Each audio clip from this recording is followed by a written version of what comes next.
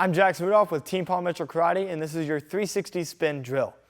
Okay, one of the more advanced moves you're going to be using for higher level students, and a move that you're really going to need to know in order to progress up in the competition circuit, and something that's really a base technique in all performance bow staff forms, is a throw of the bow, a spin, and then a catch. And then ultimately you can upgrade that by spinning twice, spinning once, catching it behind the back, etc., etc. You can see how it will upgrade from there.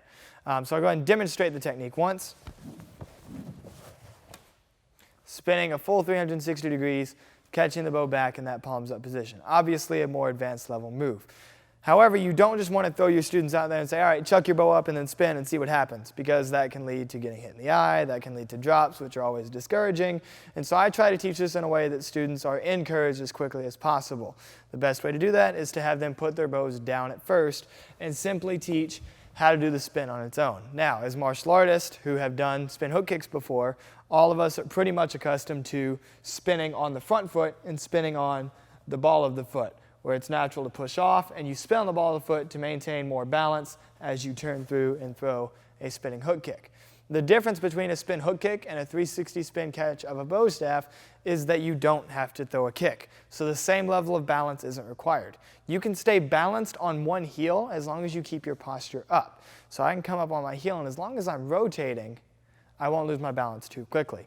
So instead, I'm going to start with that right leg in front fighting stance. I'm going to be pushing off of my right foot. So I'm spinning on my back foot, very similar to how you would start riding a skateboard. You put one foot on the skateboard and start to push off and then ride from there. Same concept here. I'm going to dig my left heel into the mat. The reason I spin on the heel is because if I spin on the ball of my foot, toes can get in the way quite quickly. Whereas if I'm on my heel, there's nothing to resist. So I put my right foot in front, dig my left heel in, push off just like I would be riding a skateboard, and spin all the way to the exact same position that I started in.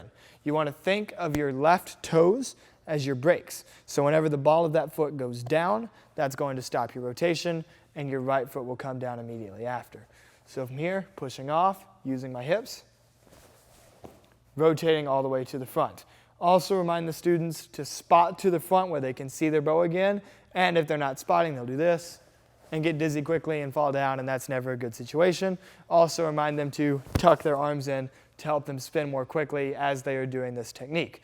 Once you have them to where they can do the spin correctly without the bow, then instead of going straight to throwing the bow in the air, have them simply set the tip of the bow on the mat, holding the bow with 2 fingers. It takes about the same amount of time for the bow to begin to fall as it does for the bow to reach its peak and then fall back down to a catching point. So this is a very good reference. You're just going to put the tip of the bow on the mat here. A lot of students like to cheat on this move. So if you have puzzle mats, or if you have even the mats that have lines in them to separate them, please tell your students not to shove their bow in between those crevices, because it's not good for the mats and it doesn't help them learn the technique any. Also, a lot of students will try to do this and spin around with their backhand swinging to the bow. Make sure you avoid that too. It's going to be the exact same technique that we just used. Tip of the bow on the mat, same technique, I let go, same spin, and ideally I want to catch the bow with it still straight up and down. You never want the drill to end where you're catching the bow like this, because that's not what a practical catching would be for the technique. So keeping it here, using the same technique, turn and catch. Once the students have that down, then you graduate them to just simply pushing the bow up flat. So you just push the bow up, keep it parallel to the ground, spot and catch. And then once they're comfortable with that, same thing, using their full-on regular release to throw, 360 spin, and catch. I'm Jackson Rudolph, and that was the 360 spin drill.